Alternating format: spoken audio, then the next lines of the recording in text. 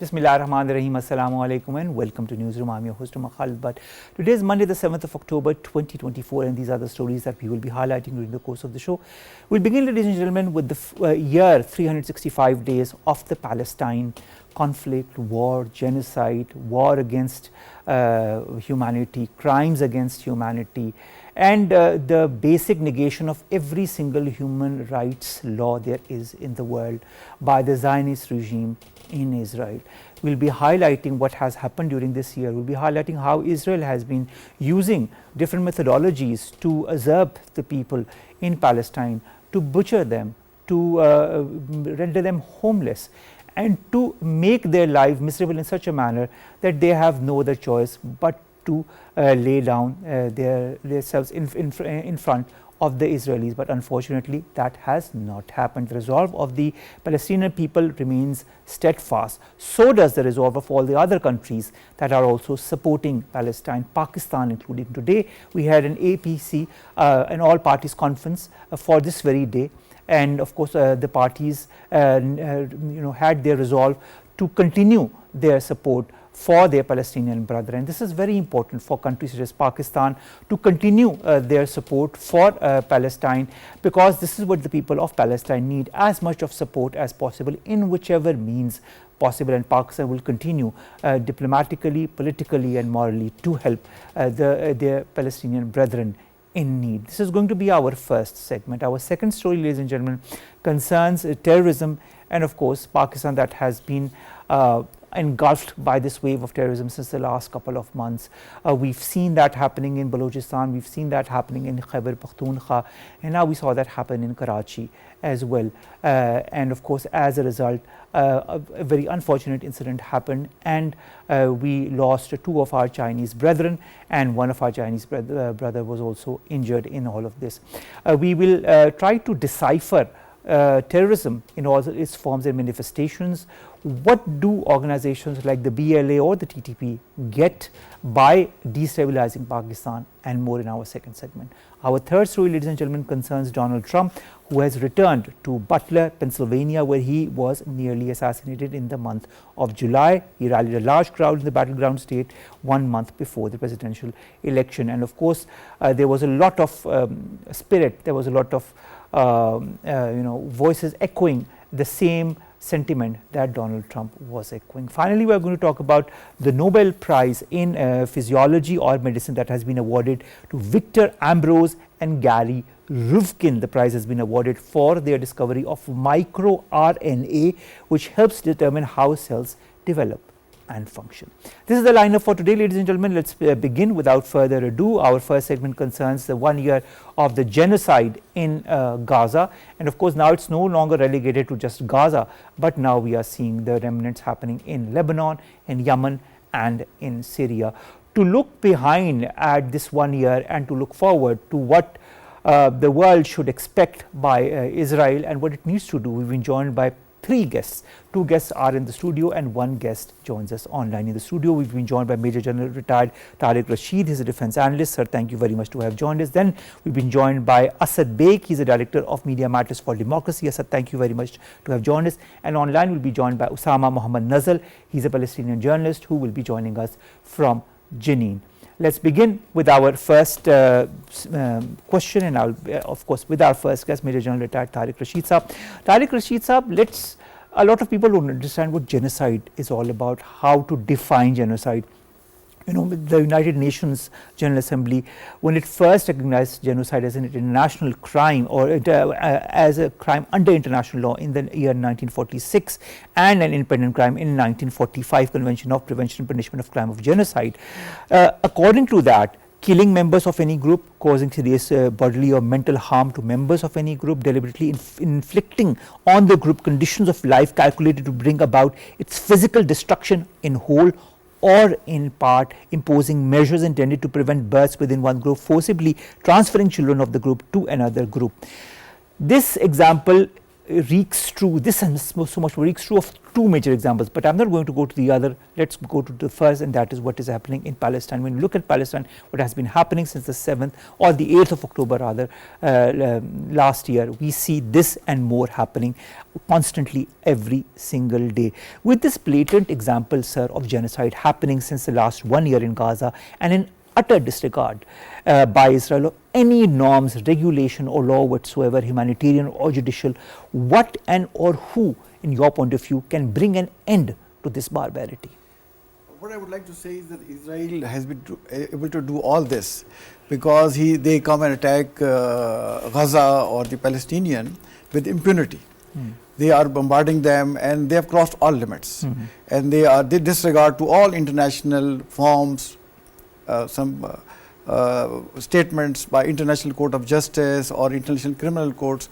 They are not listening to anybody because the US is siding with them, and they have given them full support. And the moment this conflict started escalating, the US had announced over $5 or $6 billion additional aids to Israel. So there's nobody to stop them. And once you see that once Iran has attacked them with the missiles, no, they are still contemplating whether to respond or not. So they have to be stopped by force. No amount of moral, ethical justification or ruling will stop them. So the lesson which we learned is that this is a world of might is right. So unless we get self-reliance, we stand our own feet, nobody will come to our help. So as you see, the International Criminal Court has passed a ruling, and they're asking for the apprehension of Netanyahu. But still, so far, they have not given the final ruling. And similarly, the International Court of Justice has passed that this is totally illegal, untenable by any law, that the Israelis have attacked, they have occupied, and they are almost doing genocide. But you have just stated, this all is happening there. So my point is that only Israel will only listen the language of strength. Otherwise, they will continue to do this to the Palestinians. All right, the language of strength, I think I agree with you on that this is the language, the only language maybe that Israel will or could understand. Asad, since the 7th of October 2023, Israel has shown no signs of slowing down its military rampage on multiple fronts, whether it be against the Palestinians, whether it be against Hezbollah in Lebanon, whether it be against the Houthis in Syria, in Yemen, and so on and so forth. But what is interesting in this aspect is that Israel has been harnessing technology to advance its offensive in Middle East. From data mining to airstrikes, Israeli warfare has become more digital than previously thought. Now, one of the commanders of the Israeli army says that the offensive in Gaza is Israel's first quote-unquote digital war, with soldiers claiming they were fighting from inside their laptops. There is a specific 8,200 unit within the Israeli military that is in charge of all of such kind of operation, and then there is artificial intelligence that has been making the rounds of the Israeli army, and how they are using or misusing it to their benefit. There are AI systems. I will begin with the first, Lavender. This is a system that I did not know of, but I recently started reading about it, and the more I read about it, the more I understood how big a pit it was of methodologies used against countries. How do AI systems work to the detriment of countries such as Palestine in wars such as these? Oh, this is a very important question, and I would start by saying, and now, and probably journalists would know more about it, there are two kinds of war. One, the conventional warfare, obviously, that we talk about. On the other side, yes, what we call the kinetic warfare. On the other side, there is what we call the war of impression and technology, right? So in which way you utilize the media, you utilize the forces, you utilize the digital prowess, so to speak, of a certain force and so on. What you're talking about, Lavender is, for instance, one example. But what you're talking about is essentially, and I'm using the words of our friends in the Middle East who do research on this, and I'm borrowing their words, they call it the automation of killing. Essentially identification through facial recognition, and then targeting systems target the people and so on and so forth. But there is a massive problem in here, because if this was identification and AI based automation of killing, then children probably wouldn't be dying in this warfare. So this, then we can safely conclude that this is not a war. This is, like you rightly pointed out, it's a genocide because it's indiscriminately killing of the civilians and so on, number one. Number two, which is, I think, probably the most concerning part for all of us, not just Pakistan, but all of the world, is the use of and the platforms who are very actively engaged with IDF and the Israeli forces, global platforms like Google and Amazon, for instance, right? I'm saying we should be concerned because these are the services that we use. Project Nimbus, basis, right? Project Nimbus, for instance, the last time we talked about it in the show. So these are some of the very concerning matters, and we need to strategize as to how to push back on this. And lastly, I think what Khalid, you rightly pointed out, the use of force has set a new precedence. This kind of, for instance, we were talking about last time, I remember we were talking about the explosion of the pagers in your show, right? Now that is the kind of a thing that would set a precedence for the next many years to come. And this is the kind of warfare that Israel is deploying, but might as well go, it can at some point come to their own doorstep. You see, if IDF or if Mossad can use it, any other terrorist organization in the world can also use it. So this kind of precedent setting is extremely disturbing. And you've rightly pointed out, I think we should really scrutinize the role of the big tech companies in this whole equation. Exactly, and also stand ready for invasion of such AI, as I will be also discussing with you a bit later in the program. Osama Muhammad Nazzal, Palestinian journalist, joins us from Jenin. Osama, thank you very much to have joined us. Osama, it pains me to say that a year has passed by, almost a year has passed by, in fact, since this genocide began in Palestine. It continues to this day, not only now in Palestine, but also in Lebanon, also it's an extrusion steadily towards Yemen and towards Syria. In the past year, in the Gaza Strip alone, Israel has bombed more than 40,000 targets, found 4,700 so-called tunnel shafts, destroyed, as they say, 1,000 rocket launcher sites. It has killed more than 800 quote-unquote terrorists in Lebanon, where 4,900 targets have been struck from the air alone, with 6,000 ground targets. Israel has arrested more than 5,000 suspects in the West Bank alone. These are figures that they are giving. The actual figures are much, much more, and you know that. And of course, it says that it has killed so many military commanders and battalion commanders and company commanders over the past year.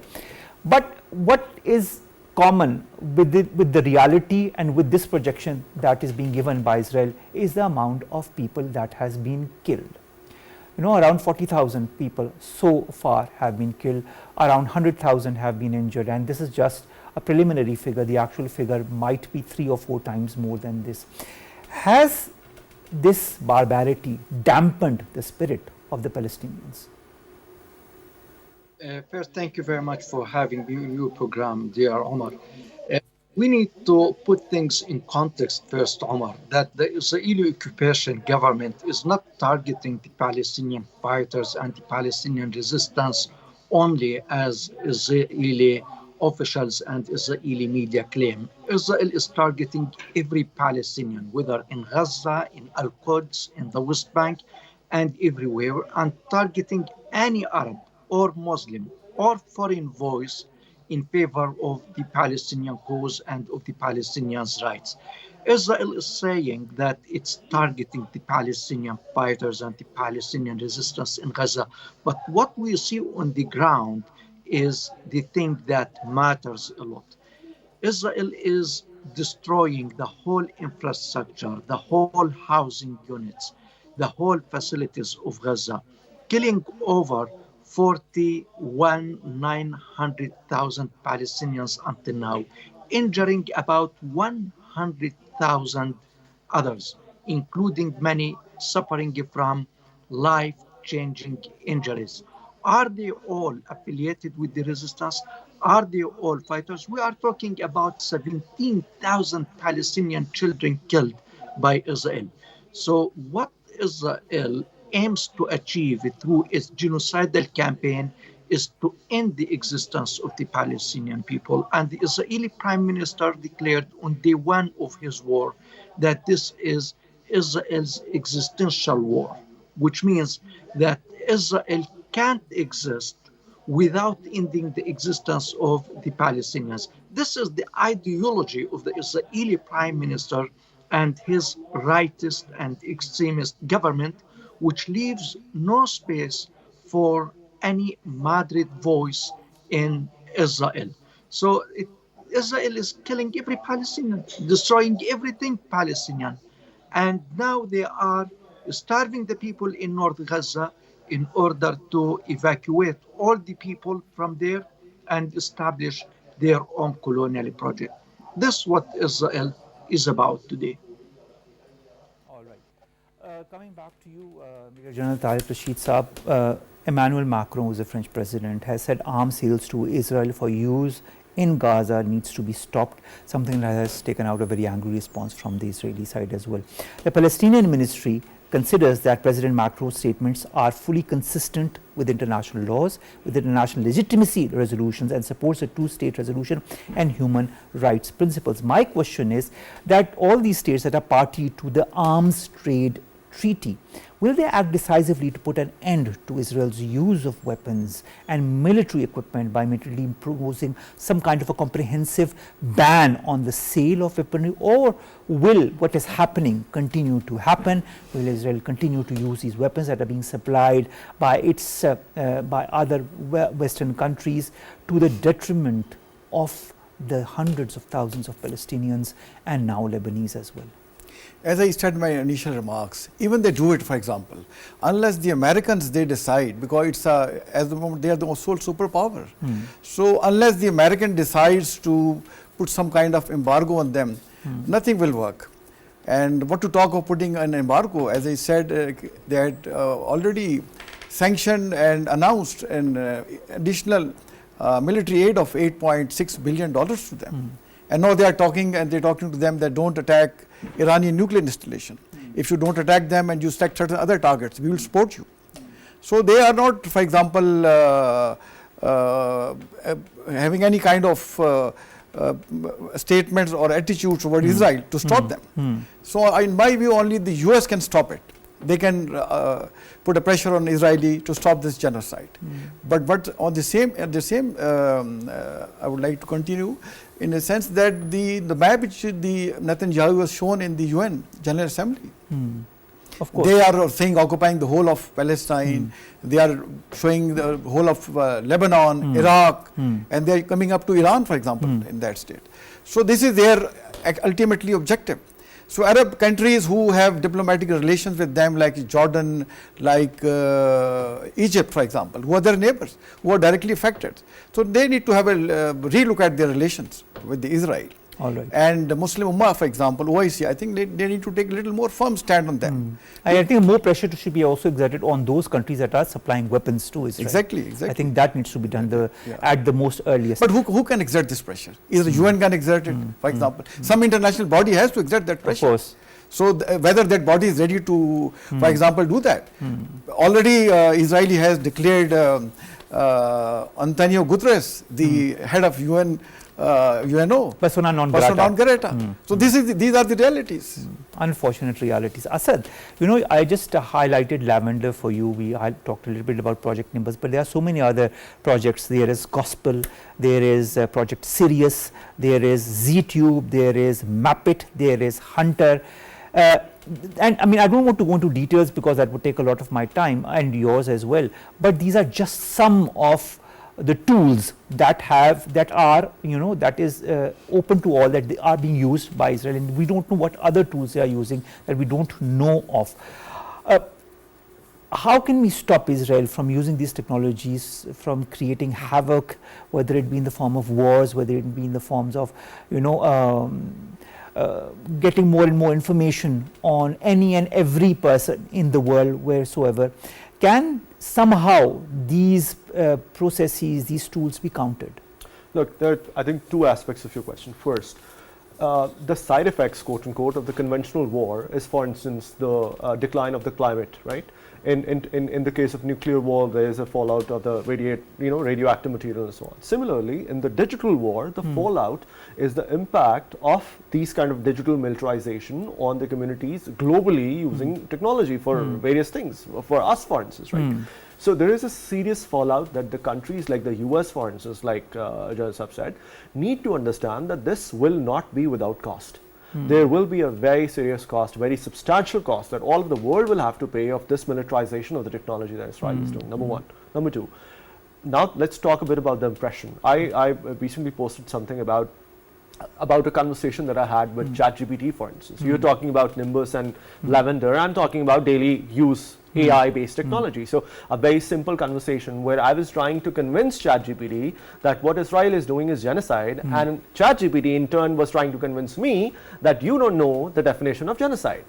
And that's a daily use AI technology that we are talking about. AI doesn't have a brain. It learns from the information which is produced by the world and the global media, and generally the global world. So this tells you the kind of information which is being produced, and the AI and of course that is also the from, media narrative that is being developed worldwide, and that is what happens. We'll continue our conversation, but we have to go to a short break. Stay tuned.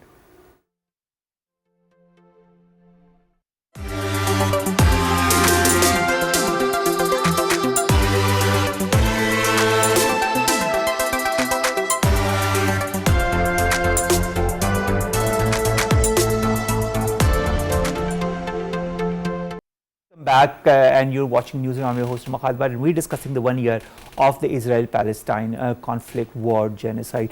Osama, I'll come back to you. There have been a lot of protests that have happened across the world, including in Pakistan, that highlighted the year of atrocities that the Palestinians have been subjected to. And I mean, there are so many countries, whether it be in the US, in Jakarta, in Rome, in Berlin, in Manila, in our country, Pakistan. We've had an all-parties conference in our country as well to highlight this very day and to show our support with the Palestinian people. And there have been statements by so many world leaders, including our own Prime Minister and our President as well, on this very day. Do you feel these protests, these statements can collectively bring about a change? First, the Palestinian people expressed their appreciation and their gratitude to the people and the government of Pakistan and all the people and governments of the Islamic countries that express solidarity with the Palestinian cause and the Palestinians' right, and the position of Pakistan that is always supportive of the Palestinian cause is rooted in the history of the Palestinian cause, and it is not a new thing. Really, this shows how the public opinion around the world, because we are not talking about solidarity in the Arab and Muslim countries, but also in the Western countries. We saw many protests today and yesterday in the United States, in Germany, in different European countries.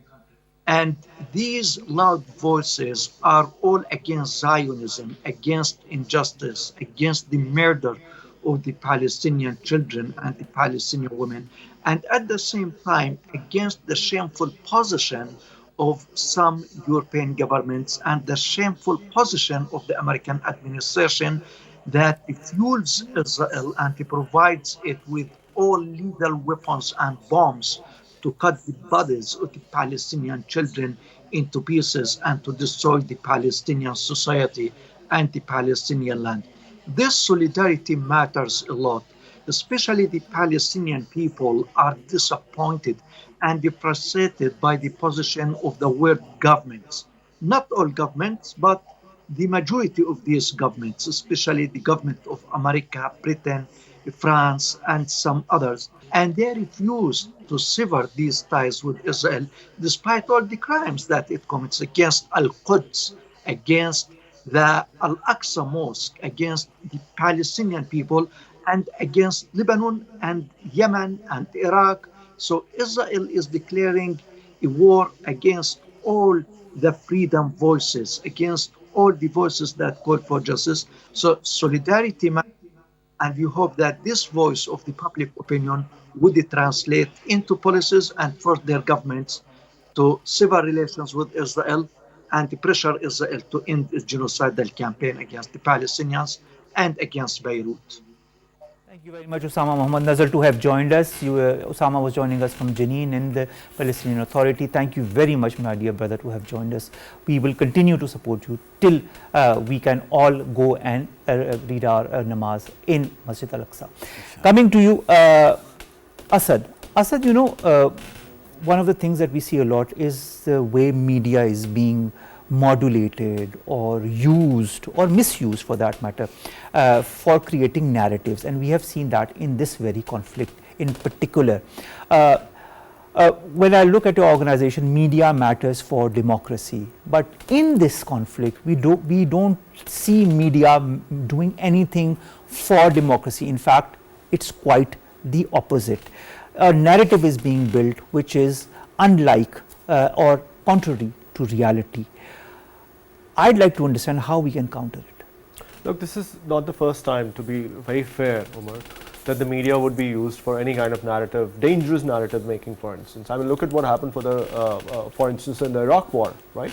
And Christina Manpour herself said, New York Times wrote an editorial about how the media was used and weaponized against Iraq and to justify the attack and so on and so forth, right? We see a similar thing happening, and not just that, we also see the demonization for any kind of voices which comes from within the Western world, including the Hollywood, by the way. I mean, the artists, the actors and the actresses who are coming up and speaking up about Palestine, for instance, they are demonized. I mean, recently I was just without naming anyone, I was reading Twitter, and there was a very, very clear impression of people being demonized for speaking up for Palestine. Right? So this kind of demonization has been there for a while in the media, and we see this happening now again. But more importantly, I think, Omar, what you really pointed out earlier about why it's important to talk about this, right? And this is extremely the point, and importantly the point that we need to make, that more and more people need to talk about it. More and more people need to discuss about this matter so as to inform the public. Look, because media, we say media matters for democracy because media has this job of informing the people. If it doesn't do it right, then who informs the public? That's the question. Agreed. Thank you very much, Asad, to have joined us and to have highlighted this very aspect of this war that is extremely important, or for any war whatsoever. I think it is very important to counter it. It's very important to understand how we as public are being used for the consumption of certain particular parties. Thank you very much, Asad, to have joined us. Let's begin with our second story, and that concerns terrorism in Pakistan and Pakistan's war against terrorism. We have seen what happened in Karachi recently. We have seen what happened in Khyber Pakhtunkhwa, North Waziristan recently as well, and we see also what is happening in Balochistan. We continue to be joined by Major General retired Tariq Rashid Saab, who's a defense analyst for this segment as well, but we've also been joined by Dr. Qamar Cheema, who's a senior analyst. Qamar, thank you very much to have joined us. It's a pleasure to have you here. Qamar, when you look at this heinous incident, that concerned the Chinese engineers in Karachi, and how this deliberate attempt was made to sabotage not only Pakistan-China ties, but also the lives of as many of our brethren as possible. We saw two of our Chinese brothers lose their lives, and we saw one who was injured as well. And we also saw who said that was BLA, of course, took in a statement, confirmed it was it behind it. Not the first time. We've seen the BLA also doing such heinous incidents in the past as well.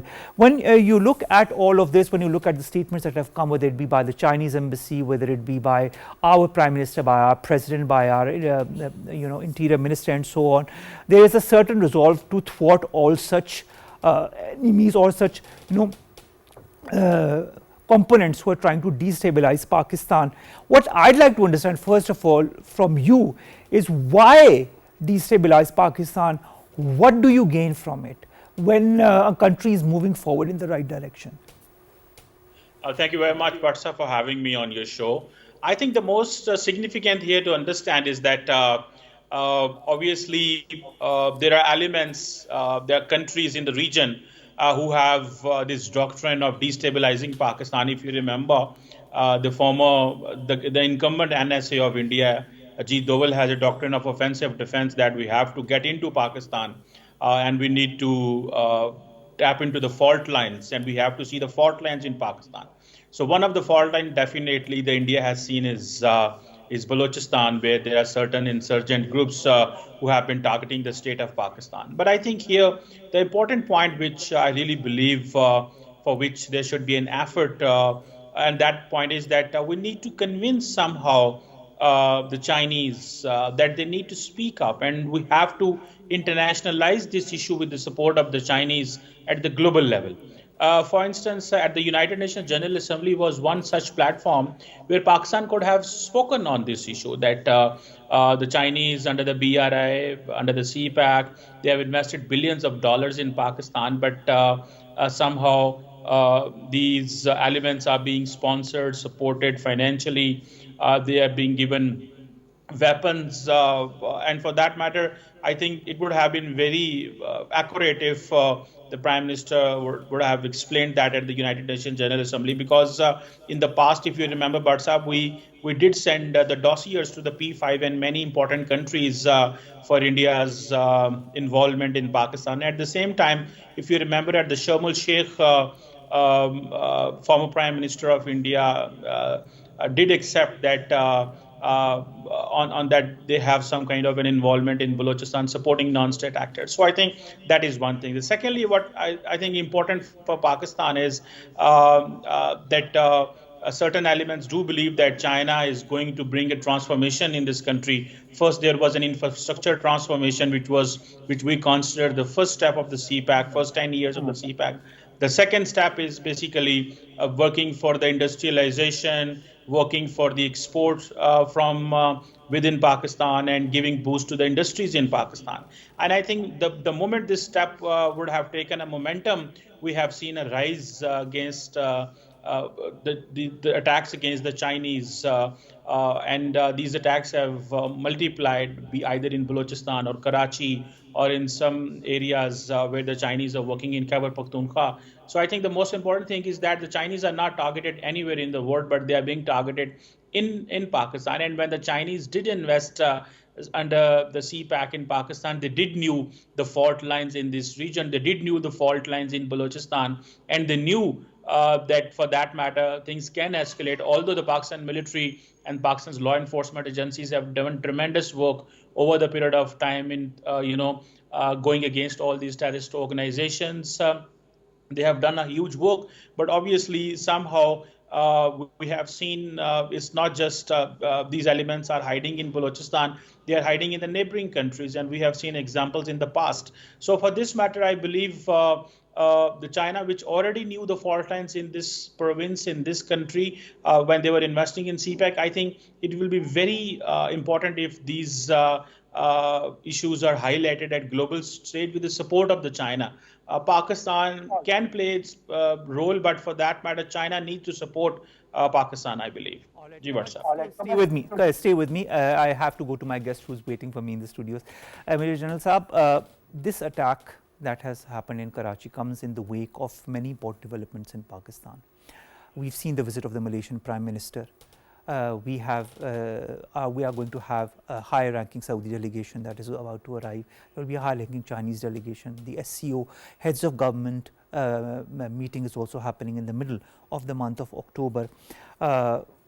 Is there a deliberate attempt to destabilize Pakistan, to malign Pakistan as a country where other countries shouldn't come, shouldn't invest? And if so, what should be Pakistan's security paradigm response to all of this that is happening? I think what we are already doing it. I think we are doing our best to curtail this wave of terrorism in Pakistan. So, but as highlighted by one of your guests, the moment the Pakistan starts progressing, there are good economic indicators like the exports are increasing, the export of IT is increasing, remittances are coming in big numbers, and people the stock index is stock index is on record time high over the, I think, 84,000. Yes.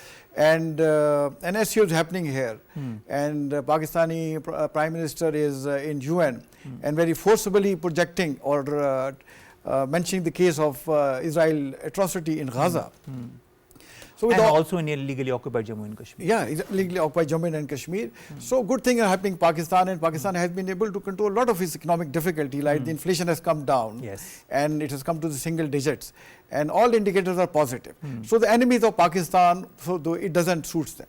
So whosoever they are. The biggest enemy is India, for example. And they are the one who is doing all this anti-terrorist terrorist activity in Balochistan. I've been an operational commanders there for 4 long years as a senior officers. Okay. And we had the proof that they have been supporting these all BLA and BRAs and etc. So all this, and now for example, BLA is doing activity in Balochistan. And see what is happening in Balochistan. The Gaza is coming up very well. And now there are industry loan coming into the place. So now these the anti-state elements, especially the BLA type, now they are targeting Chinese. What they want to send the message is that Chinese should leave Pakistan, which will never happen. They need to understand that our friendship is time tested. It, as you normally say, it's higher than the Himalayas and deeper than, for example, any ocean in the world. So this will not happen. And Pakistan army, inshallah, with the help of its population, would be able to control it. So already they are doing one odd attack here and there. But soon, inshallah, we'll be able to control them. And if you analyze month to month their activities, they are on declining side.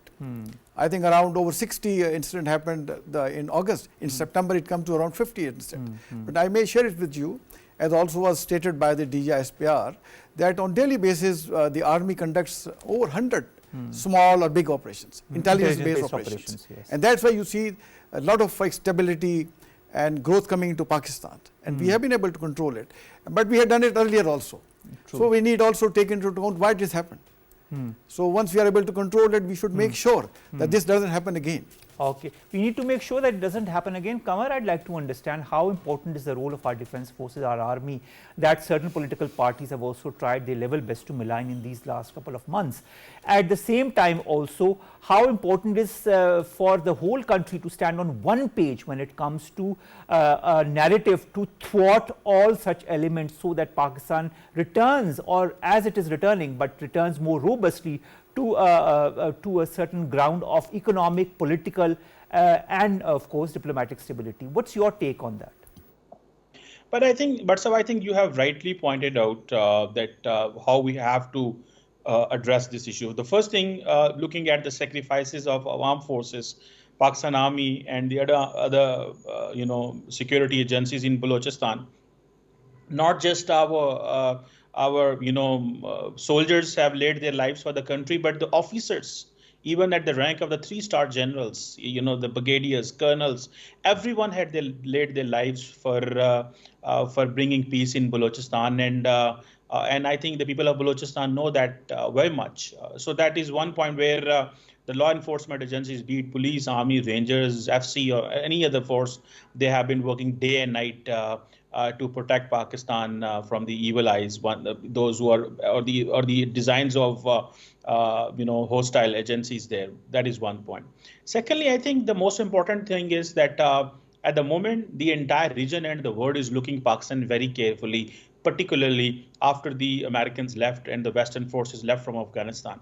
This is the right moment. We need to settle things at home. This is not a moment to create disorder at home. On western border, we have the forces like TTP. In Balochistan, we have issues. So I think that's where the country needs to come united. And if we keep, if we will be at loggerheads with each other, and the situation will be out of control, the political instability will be at the rise, I think nobody is going to come and invest in Pakistan. And for this matter, I think the job is those who get the mandate from the people of Pakistan. So there is a sitting parliament at the moment. I think the most important thing is that we have to look for the future. We have to look for the stability of the country. If we do not support the parliament, when it comes to such dealing with such heinous incidents is concerned. Thank you very much, Qamar, to have joined us. That was Dr. Qamar Cheema joining us and discussing on this wave of terrorism in Pakistan and how it is being thwarted. Final question to you, Major General Tariq Rashid Saab. Whether it be, I wanted to ask about the backers of all such outfits, BLA, TTP, ISIK, Al-Qaeda, whether it be Afghanistan, whether it be India, whether it be other such backers that do not want Pakistan to be stabilized. What kind of methodology is required to deal with these backers to, cut the root once and for all? We need to confront them. We need to confront them at the international forum. We need to confront them at the political level, at the leadership level, and tell them we have this proof, and these proof are undeniable. So you better don't do it. Otherwise, you exercise your leverage. For example, the leverage you have against Afghanistan, the complete lifeline, the logistic goes from Pakistan. We can exercise that, we can, for example, use it to our own advantage. So, people who understand the language of force, we have to use force against them. Exactly. Maybe this is the language that they understand. We need to give them, we need to react in a language that they understand. And internally, we need to understand that once it comes to the state of Pakistan, we are one. All right. All right. Thank you very much, Major General Retired Tariq Rashid, Sub-Defense Analyst, to have joined us. It was your first time in the studio. I hope this will be the first of many others. Thank you very much, sir, to have joined us. Thank you very quickly, let's come to the last two stories. The first is Donald Trump, who returned to Butler in Pennsylvania, where he was nearly assassinated in the month of July. He rallied a huge crowd in the battleground state just a month before the presidential election. The spirits were high, so were the people's sentiments. So let's see how things move forward. And of course, Donald Trump was also in high spirits, pun intended. Finally, ladies and gentlemen, the Nobel Prize in Physiology or Medicine has been awarded to victorambros and garyruvkun for the discovery of microribonucleic acid, which helps determine how cells develop and function. Science is a huge frontier, and every day we get to know new things or new discoveries, and this is what Mr. Ruvkun as well as Mr. Ambrose have taught us, and that is why they've gotten the Nobel Prize in Physiology or Medicine. Congratulations to the both of them. With that, we come to an end of the newsroom. We'll see you inshallah tomorrow with new story segments who pertain to us. You and Pakistan, stay safe. Allah Hafiz.